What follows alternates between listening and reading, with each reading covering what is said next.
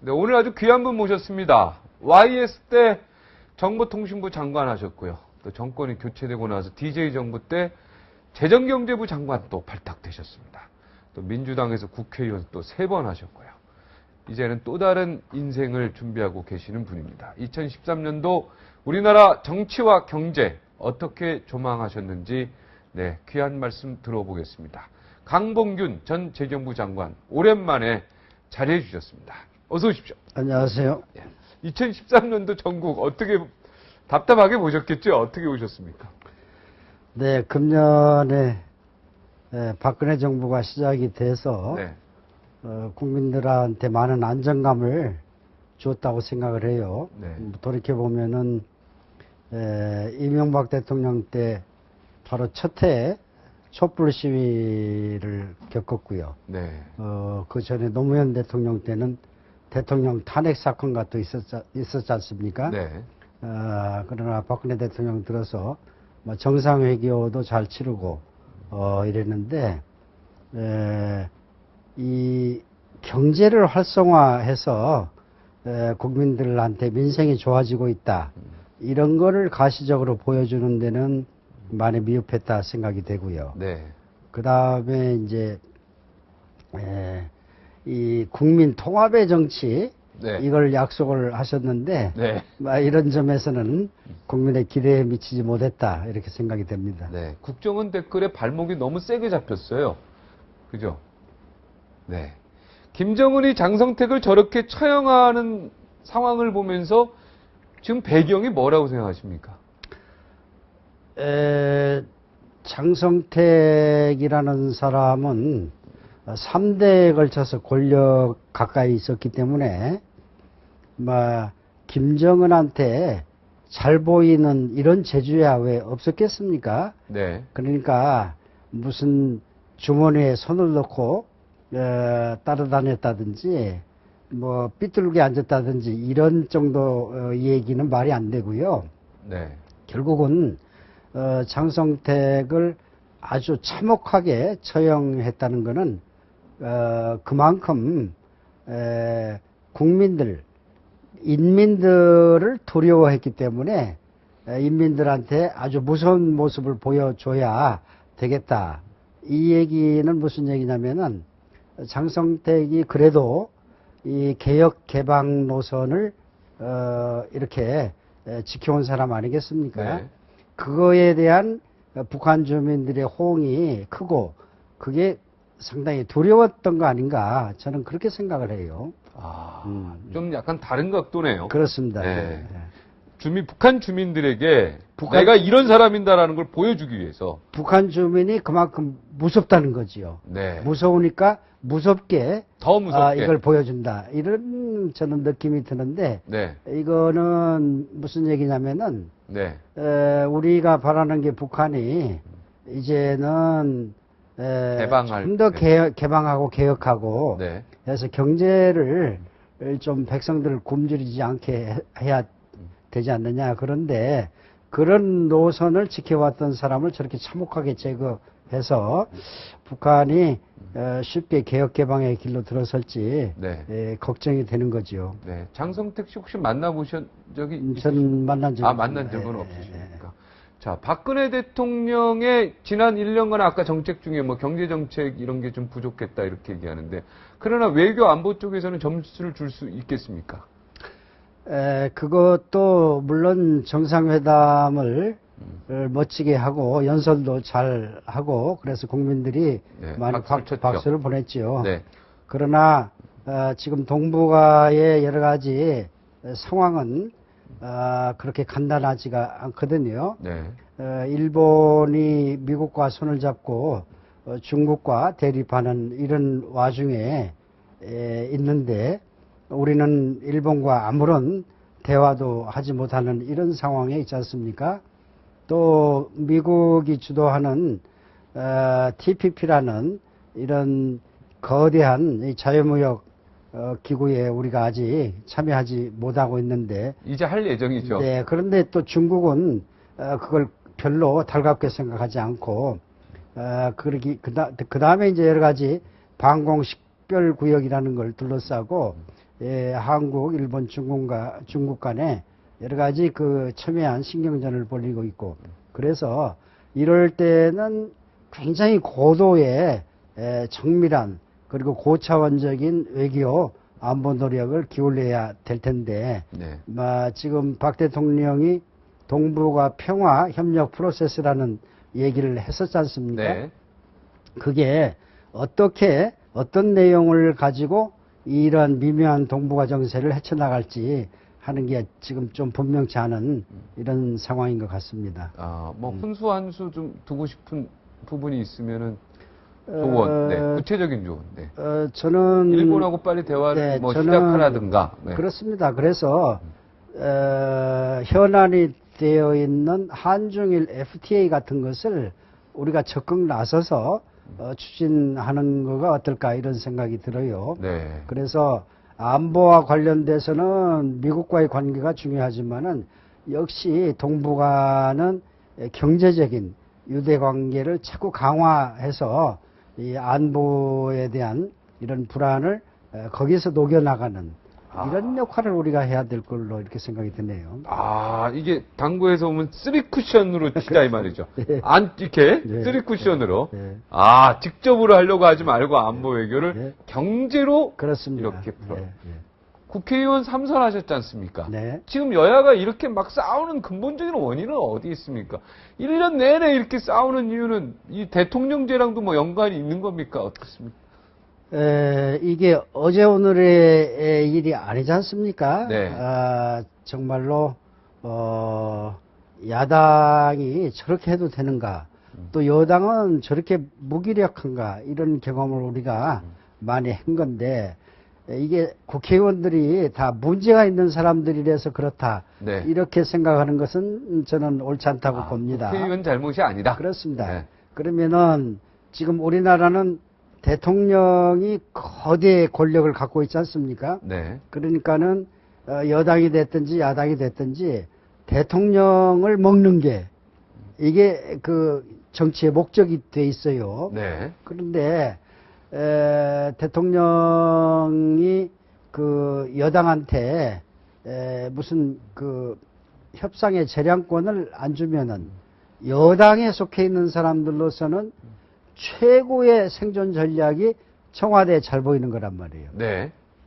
그러니까 야당 입장에서는 국회 여의도에서 여당과 뭘 협상을 해서 얻어낼 게 없지 않습니까? 네. 그러니까 대통령과 뭘 좀 얘기를 하고 싶은데 대통령이 그런 거에 대해서 잘 응해주지 않으면은 야당은 이게 장외투쟁이나 이런 투쟁 일변도로 나갈 이런 가능성이 크다. 저는 그렇게 봐요. 네. 그래서 그럼 대통령이 지금 잘못하고 있다는 말씀이시네요. 저는 지금 국회가 네. 경제를 살리기 위한 법이나 예산심사나 많은 그 권한을 가지고 있기 때문에 대통령이 아무리 경제를 살리려고 해도 국회가 도와주지 않으면은 어렵다. 이런 얘기를 대통령 스스로도 11월 달 국회 시정연설에서 하지 않습니까? 네. 그러면은 그런 그 국정을 제대로 하기 위해서도 어떻게 하면 야당을 파트너로 끌고 갈 것인가. 이런 노력도 역시 대통령의 몫이다. 저는 그렇게 보는 거예요. 네. 그러니까 지금 우리가 독일의 메르켈 총리 네. 최근에 이제 3선을 하면서 유럽에서 최장수 총리가 되는 이런 걸 보고 있지 않습니까? 네. 그런데 엊그저께 타결된 소위 제1야당 소위 사회민주당과 네. 연립정부를 만드는데 어떻게 했는가. 14개 장관 중에서 6개 자리를 주고 그 3인당이 내걸었던 정책을 어떻게든지 수렴을 하려고 네. 노력하고. 노력을 하고요.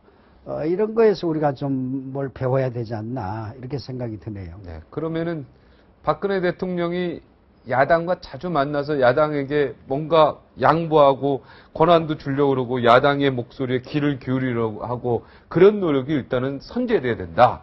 이런 말씀이시네요. 그렇습니다. 네. 그러니까는 지금 우리나라 대통령만큼 모든 권한을 다 갖고 있는 막강한 대통령이 없지 않습니까? 네.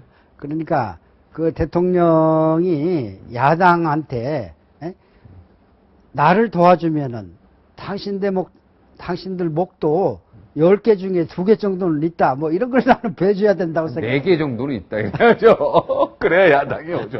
5개까지 있다 그러면 좀 너무하고. 예. 민주당은 어떻습니까? 민주당에도 쓴소리 하고 싶은 부분이 있을 것 같은데. 지금 막 국민들은 대통령보다도 오히려 야당인 민주당에 문제가 있다고 많이 얘기하죠. 많이 얘기를 하지요. 저는 일리가 지지율이 보여주고 있고요. 있다고 생각을 해요. 네. 그러니까는 민주당도 이제 이념적인 고정관념을 버리고 네. 뭔가 실용적인 사고방식을 해야 대통령이 하려고 하는 일 중에서 옳은 것은 돕기도 하고 네. 이런 생길 거 아니겠어요? 네. 예를 들면은 뭐 한미 FTA 이런 것도 반대를 했고요. 네.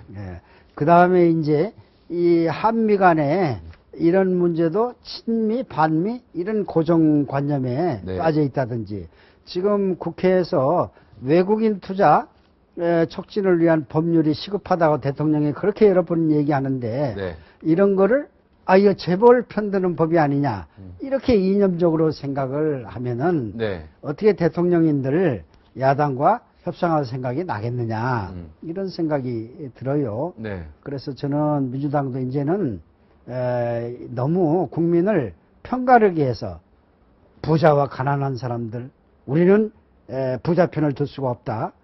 대기업과 중소기업 우리는 절대 재벌 대기업 편을 들 수가 없다.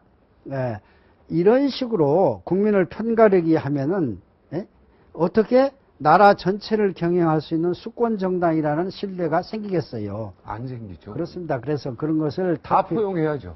그렇습니다. 탈피를 해야 여당과의 협상력도 커지고 대통령도 만날 수도 있고 저는 그럴 걸로 생각이 들어요. 네. 그러니까 예산안 처리 같은 거 국회에서 이제 오랫동안 하셨겠지만 문제점도 많이 보이죠. 국회의원들이 너무 지역 현안 챙기기, 지역 돈 챙기기에 너무 급급한 모습 보면 대한민국의 미래가 어둡지 않겠습니까? 그렇습니다. 그래서 우리 국민들은 지금 이제 점점 고령사회가 되니까 그 노인들을 돌보는 돈에서부터 여러 가지 복지가 많단 말이에요. 대통령 선거 때 공약한 복지 사업을 하는데 많은 재원이 필요한데 이것을 증세도 어렵고 그렇기 때문에 결국 나라 빚을 늘릴 수밖에 없어서 네. 우리나라 재정도 곧 이게 일본처럼 망가지지 않을까 이런 걱정들을 한단 말이에요. 네. 그렇기 때문에 저는 야당이 특히 우리도 나라 재정 건전성을 지키는데 일조를 하겠다. 이런 것을 국민들한테 보여줘야 된단 말이에요. 그걸 선포하고. 그렇습니다. 네. 그리고 야당이 여당보다도 우리가 더 복지를 많이 생각한다. 좋아요. 그러려면은 그것도 국가 빚을 늘려서 하는 게 아니고 뭔가 예산 구조를 고쳐서 하겠다.